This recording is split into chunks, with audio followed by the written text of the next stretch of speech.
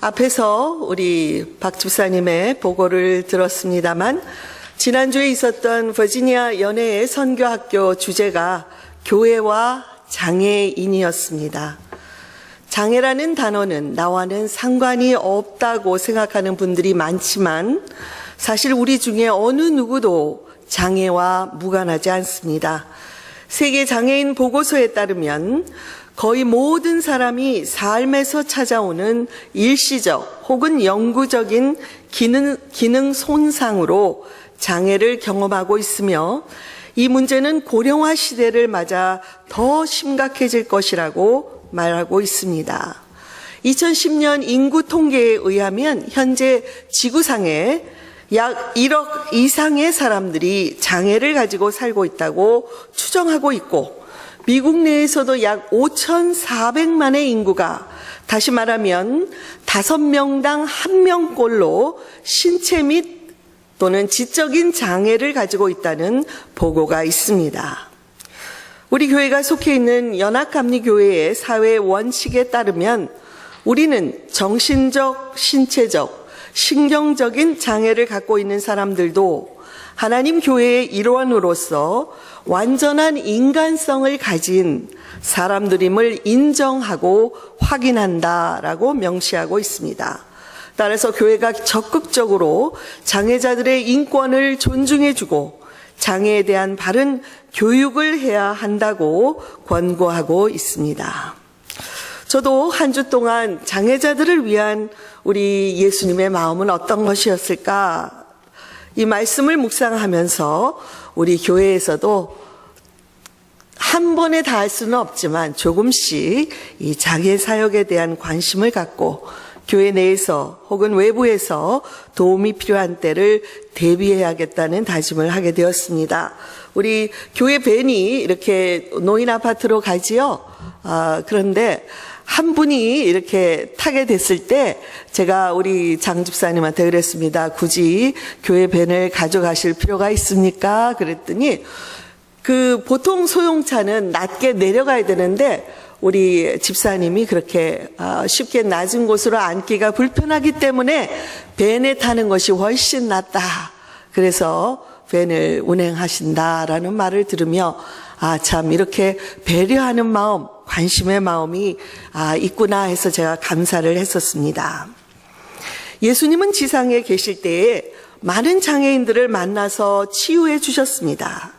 그렇다고 예수님이 모든 장애인들을 다 고쳐주신 것은 아니었습니다. 사도 바울에게 어떤 장애가 있었는지 안질이다 또는 여러 가지 다른 질병이라고 다양한 의견이 있지만 아까 박 집사님도 얘기한 대로 그는 자신의 육체의 가시로 인해서 3번이나 하나님께 나아가서 고쳐달라고 기도했지만 고침을 받지 못했다고 고백을 했습니다. 오늘 본문에는 맹인으로 태어나서 평생을 시각장애인으로 살아온 사람과 예수님과의 만남과 치유의 이야기가 기록되어 있습니다. 이 말씀을 통해서 오늘 저와 여러분이 장애자들을 향한 예수님의 마음과 또 우리에게 어떤 교훈을 주시는지 살펴보도록 하겠습니다. 첫째로 예수님은 죄로 인해 장애가 왔다는 일반적인 편견을 깨뜨렸습니다. 본문의 내용을 보면 예수께서 안식일의 날 때부터 맹인된 사람을 만나게 되었지요. 그 순간 제자들이 묻기를 선생님, 이 사람이 맹인으로 태어난 것이 자기의 죄로 인해서입니까? 아니면 그 부모의 죄로 인해서입니까? 라는 질문을 했습니다. 제자들은 당연하게 이 사람이 맹인으로 태어난 것이 죄 때문이라고 생각을 했고 그러면 누구의 죄 때문인지를 여쭈어본 것입니다. 이것은 제자들뿐만이 아니라 대부분의 사람들이 오늘날에도 갖고 있는 일반적인 도덕률로서 착하게 살면 복이 있고 악하게 살면 형벌이 따른다는 권선징악의 사상에서 나온 것입니다. 그래서 우리가 의도하든 의도치 않든 질병이나 불행을 죄 때문이라고 판단하려는 경향이 사람들에게 있습니다.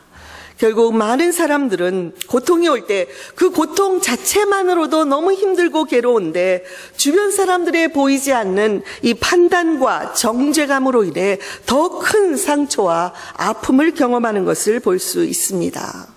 실제적으로 질병이나 고통이 죄의 문제와는 전혀 상관없이 찾아올 수도 있고, 때로는 하나님만이 알고 있는 어떤 특별한 목적을 위해서 찾아올 수도 있는데, 어느 누구도 그런 다른 사람의 불행과 어려움과 때로는 장애를 보면서 함부로 판단하거나 정죄해서는 안 될 것입니다. 요즘 새벽 기도에서 욥기서를 묵상하고 있는데요. 욥의 친구들과 그 아내까지도 이해하지 못한 욥의 고난은 죄의 결과로 온 것이 아니었습니다. 그러나 욥의 친구들은 욥을 위로한다고 찾아와서 일반 사람들과 똑같이 도덕률의 잣대로 친구를 정죄하는 모습을 저희들이 보고 있습니다. 그들은 한결같이 욥의 불행과 이 질병은 죄로 인해 온 것이므로 하루빨리 돌이켜서 하나님께 회복하고 돌아오면 다시 이전의 복이 너에게 임할 것이라고 권고하고 있습니다.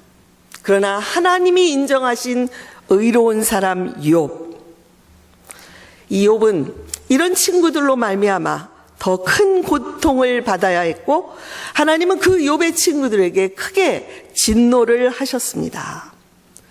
교우 여러분, 이 욥의 친구들의 가장 큰 문제점은 그들이 친구의 고통을 공감하지 못했다는 데 있습니다. 세상 사람들이 다 욕하고 무슨 말을 하든지 친구라면 그 욥의 고통에 동참해주고 그의 말을 들어주어야 했지만, 언뜻 보기에는 위로한다는 말로 전하고 있지만 속을 들여다보면 스스로 욥을 판단하고 정죄하고 있습니다. 예수님은 오늘 본문에서 제자들에게 그들이 전혀 예상하지 못한 대답을 해주심으로 맹인을 보는 제자들의 편견을 깨트려 주셨습니다. 질병이나 장애는 죄로 인해 온 것이 아니다. 아멘. 둘째로 예수님은 죄가 아닌 하나님의 일을 나타내기 위해서 그가 맹인으로 태어났다고 말씀하셨습니다. 본문에서 예수님은 제자들의 이 질문을 받고 3절에서 이 사람이나 그 부모의 죄로 인한 것이 아니라 그에게서 하나님의 하실 일을 나타내기 위해서 하심이라, 이렇게 대답을 하셨습니다. 이 사람이 소경으로 태어난 것은 그 부모의 죄도 아니다. 그 자신의 죄는 더더욱더 아니다. 오직 하나님의 일을 이 땅에 나타내기 위함이라, 이렇게 말씀하신 것입니다. 여러분, 제자들은 예수님과 가까이 동행하면서 예수님의 삶이 철저하게 판단과 정죄보다는 사랑과 용서의 삶을 사셨다는 것을 잘 알고 있었을 것입니다. 그러나 진작 이들은 이 맹인을 바라보며 사랑의 마음, 긍휼의 마음을 갖기보다는 오히려 장애와 죄를 동일시하면서 그를 죄인으로 판단하고 있었던 것입니다. 정상적인 시각에서 보면 분명히 장애는 불행한 일입니다. 그러나 예수님의 시각에서는 이것은 하나님께 영광을 돌리기 위하여 허용된 것이었습니다. 저와 여러분에게 장애가 있든지 없든지 우리의 삶을 통해서 하나님을 세상에 드러내고 그분께 영광을 돌리는 것, 이것보다 더 큰 축복이 있을까요? 현재 예수님은 유대인의 지도자들과 바리새인들로부터 요주 인물로 찍혀 있었고, 안식일을 범하는 자로, 그리고 하나님을 아버지라 부르는 신성 모독의 죄로 이제 기회만 있으면 체포할 위기에 놓여 있었습니다. 우리가 요한복음 9장을 다 읽지는 않았지만 이어서 계속되는 내용을 보면 예수님은 이 맹인을 위해서 율법적으로 안식일에 해서는 안 될 일까지도 하셨습니다. 그것은 땅에 침을 뱉고 진흙을 이겨서 그의 눈에 바른 것이었습니다. 여기 진흙을 이겼다는 것, 그것이 바로 안식일에 해서는 안 될 일이었기 때문에 바리새인들에게 또다시 책잡힐 일이었습니다. 하지만 예수님은 아랑곳하지 않으시고 모든 관심을 이 맹인 한 사람에게만 집중하셨습니다. 평생 장애로 살아오면서 이 사람이 당해왔을 그런 아픔을 생각해 볼 때 단 하루를 연기하거나 지체하지 못했던 예수님의 마음을 생각해 보십시오. 태어나서부터 제대로 치료 한번 받지 못하고 살았던 이 사람은 이제 낯선 사람이 다가와서 자기 눈에 손을 대면서 또 진흙이 그 눈에 진흙을 발라 주실 때에 얼마나 두렵고 또 얼마나 한편에서 설레었을까요? 그동안 그의 이 눈은 누구에게도 존중을 받다 보지 못한 신체의 수치스러운 부위였고 그의 죄책감의 근원이었습니다. 그런데 이 눈에 예수님의 손길이 닿자 자기도 모르게 온몸에 따뜻한 온기가 느껴졌고 실로암 못에 가서 그 눈의 진흙을 씻어내라 하는 말이 떨어지기가 무섭게 달려가기 시작했습니다. 그리고 그곳에 가서 물로 그 진흙을 씻어내는 순간 웬일입니까? 평생을 소원하고 꿈처럼 바라왔던 눈이 떠지고 눈앞에 어떻게 해요? 세상이 보이기 시작했습니다. 믿기지 않는 일이 벌어지자 놀라서 예수님께로 뛰어 돌아오는데 주변에 있던 사람들이 그를 보고 깜짝 놀라며 어떻게 눈을 뜨게 되었느냐고 질문을 했습니다. 이에 맹인은 예수께서 자기에게 오셔서 행해 주신 일을 낱낱이 말했습니다. 그들은 예수라는 말이 이 맹인의 입에서 나오자마자 얼른 그 사람을 바리새인들에게로 데려갔습니다. 그날의 이 일로 말미암아 바리새파의 사람들 가운데 큰 분쟁이 일어납니다. 한편에서는 안식일을 지키지 않는 이 사람이 어떻게 하나님의 이 일을 할 수 있단 말인가? 예수님을 당장 체포해야 된다 이야기했고 또 한편에서는 그가 죄인이라면 어떻게 이런 놀라운 표적을 행할 수가 있는가? 우리가 다시 한번 이 사람에 대해서 생각해 보자 하는 그 그룹으로 나뉘어서 심하게 논쟁이 벌어지니까 결국 그들은 맹인을 직접 불러다가 그의 증언을 듣기로 했습니다. 이제 맹인이 대답을 합니다. 여러분, 이상한 일입니다.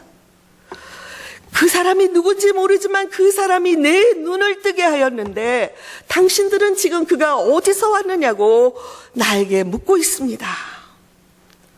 하나님이 아니시면 하나님이 죄인의 말을 듣고 이런 놀라운 일을 했다는 것을 저는 들어본 적이 없습니다.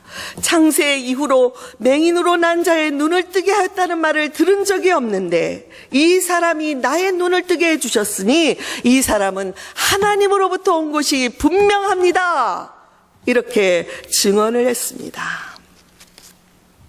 결국 하나님은 아무도 거들떠보지 않던 맹인이요 거지였던 이 사람을 통해서 세상에 하나님을 드러내 놓으시고 하나님께만 온전한 영광을 올려드리도록 사용하셨습니다. 아멘. 그렇지만 41절에 보니까 예수님은 끝까지 이 맹인의 말을 듣지 아니하는 바리새인들을 향해서 이렇게 말씀합니다. 너희가 맹인 되었더라면 죄가 없으려니와 너희가 아직까지 본다고 하니 너희 죄가 그대로 있느니라. 무슨 말씀입니까? 예수님은 이 사건을 통해서 장애인을 바라보는 우리의 관점이 문제라는 것을 지적하셨습니다. 그리고 이 관점은 우리가 평생을 살아오면서 우리 안에 형성되어진 가치관 때문이라고 가르치고 있습니다. 만약 우리가 이 가치관을 주님 앞에서 내려놓지 않으면 우리는 겉으로는 정상인일지 모르지만 예수님이 보시기에는 맹인과 다름없는 장애인이라고 말하고 있는 것입니다.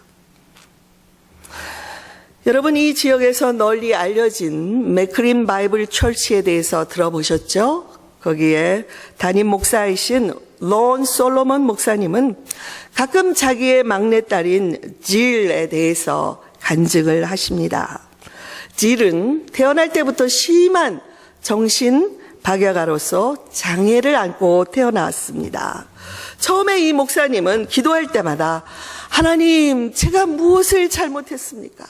제가 무슨 죄가 있기에 제 딸이 정신지체자로 태어났습니까? 라는 기도를 드렸다고 합니다.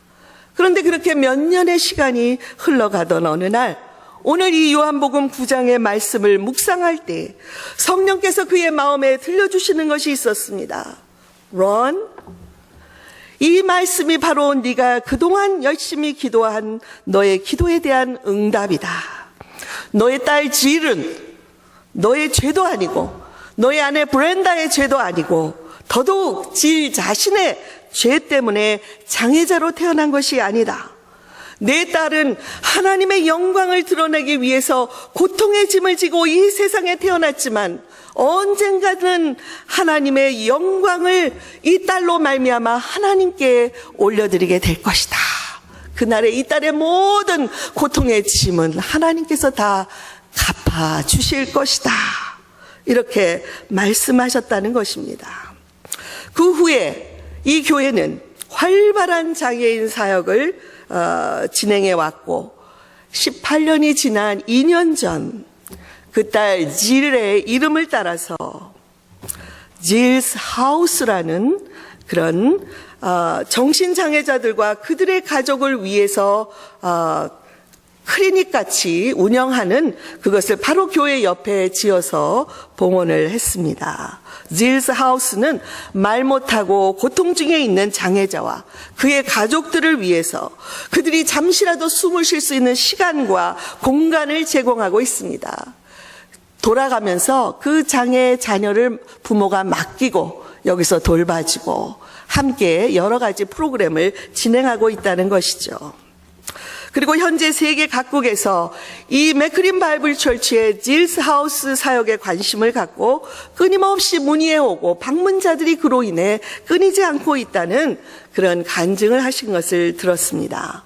솔로몬 목사님은 그날 성령께서 약속하신 대로 딸의 장애는 죄 때문에 온 것이 아니며 하나님의 하시는 일을 세상에 알리고 드러내기 위해서 허용하셨고 결국에는 하나님께서 영광을 딸로 인해 받으셨다고 고백을 했습니다. 셋째로 예수님은 신체적인 장애를 가진 맹인이 눈을 뜬 것처럼 영적인 장애자들도 이 마음의 눈을 뜨라고 가르치셨습니다.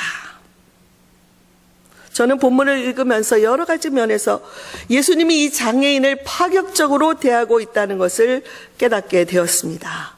그가 먼저 예수님께 고쳐달라고 매달리지도 않았는데 예수님께서 먼저 이 사람을 보시고 주목하셨습니다. 그리고 맹인으로 태어난 그 순간부터 커서 성장하기까지 이 사람이 부모와 가족 그리고 이웃들로부터 받았을 그의 고통은 그의 육체적인 장애보다도 더 컸을 것이라는 것을 아셨습니다. 예수님은 이 사람의 불행을 공감하시면서 그의 육체적인, 정서적인 장애, 더 나아가서는 그로 인해 하나님을 원망하고 하나님이 나를 버리셨어. 하나님이 그래서 나를 죄인으로 태어나게 하시고 내 눈을 소경으로 만드셨어 하는 이러한 영적인 장애까지도 예수님은 고쳐주신 것입니다. 저와 여러분이 태어나서 성장해 오는 동안 우리에게 가장 큰 영향력을 미친 주변의 인물들을 들라면 어렸을 적에는 부모와 가족들, 학령기에는 선생들이나 친구들, 또 성인이 되어서는 직장의 동료들이나 혹은 뉴스 미디어에서 부추기는 슈퍼스타들이 많은 영향을 미쳤을 것입니다. 부모들은 자식을 무조건적으로 사랑한다고 하지만 여러분 정말 그럴까요? 학교에서 성적표를 받아오는 날 찬란한 A 학점으로 가득 차 있는 성적표를 딱 내놓을 때와 부끄러워하면서 비실비실 성적표를 내어 미를 때 여러분 부모님들의 얼굴 표정이 얼마나 달라질까요? 우리는 그걸 보면서 무엇을 느꼈습니까? 부모님의 사랑은 성적표에 따라 달라질 수 있다. 여러분, 그것을 깨달으며 자라오지 않았습니까? 이처럼 우리는 성장하는 동안 우리 있는 모습 그대로를 받아주고 인정받기보다는 조건부적인 사랑을 받으며 자라왔습니다. 우리도 모르는 사이에 늘 다른 사람들과 비교를 받으며 자라왔고, 나의 직업과 소유와 학업 수준과 또한 미모와 건강 상태, 이런 모든 외부적으로 보이는 것들에 의해서 판단을 받고 살아왔습니다. 이렇게 형성된 가치관 때문에 우리는 어렸을 때뿐만이 아니라 커서도 누군가의 인정을 받기 위해서는 열심히 해야 돼, 열심히 해야 돼. 그리고 남에게 잘 보이기 위해서 끊임없는 노력을 하는 그런 자들로서 내적인 삶의 자유를 잃어버리며 살아오게 된 것입니다. 반면에 하나님은 어떤 분이십니까? 우리를 지으시고 부모님보다도 우리를 더 잘 알고 계시며 우리의 있는 모습 그대로를 사랑해 주시는 분입니다. 세상은 우리를 외모로 판단하지만 하나님은 우리의 내면의 중심을 보십니다. 하나님은 우리가 노력해서 쌓아놓은 재물이나 학업, 직장으로 다른 사람들과 절대로 비교하지 않으십니다. 그리고 우리가 장애자이든 비장애자이든 상관없이 우리의 존재 그 자체를 기뻐하시는 분이십니다. 오히려 장애자들에게는 세상 사람들보다 더 많은 은혜와 사랑을 베풀어 주시며 이런 판단과 정죄를 받지만 내가 너를 사랑한다, 이겨내라, 할 수 있다라고 더 큰 은혜를 베풀어 주시는지 모르겠습니다. 세계적인 영성 작가로 알려진 헨리 나우에는 자신의 자서전적인 책인 아담, 사랑하는 자여라는 그 책에서 이렇게 사람이 겉으로 드러나는 장애뿐만 아니라 드러나지는 않지만 정상인들이 갖고 있는 장애에 대해서 심도 있게 다루고 있습니다. 그는 오랫동안 예일대와 하버드에서 강단에서 교수로 가르치고 연구했지만 자기 자신 내면의 깊은 삶의 의미와 자유를 찾지 못해서 늘 방황하고 있었습니다. 그러다가 우연히 캐나다에 있는 장애자 공동체인 데이브레이크로 가서 거기서 한참을 머물게 되는데 그때 그에게 맡겨진 일이 있습니다. 그 일이 뭐냐면 이 데이브레이크 안에 있는 장애자들 중에서도 가장 장애가 심한 중증 정신적인 장애자인 아담, 그를 돌보는 일이 그 세계적인 교수였던 헨리 나우엔에게 맡겨진 것입니다. 그런데 처음에는 그를 맡아서 돌보는 일이 너무나 부담스러웠지만 점차 그를 통해서 자신의 영혼이 안식을 얻고 자유를 경험하게 되는 것을 보면서 하나님은 이 아담을 통해서 내 영혼 깊은 곳에 있는 영적인 장애를 고쳐주시기 위해 찾아오신 예수님으로 아담을 보내주셨다는 고백을 하고 있습니다. 저는 오래전에 이 책을 손에 잡은 후에 작은 책이지만 눈물과 감동으로 읽어가면서 제 영혼 속에서도 자유를 주시는 것을 경험을 했습니다. 그리고 장애에 대한 저의 편견을 내려놓을 수가 있었습니다. 하나님은 도저히 만날래야 만날 수 없었던 두 사람, 나우엔 교수와 신부님이죠.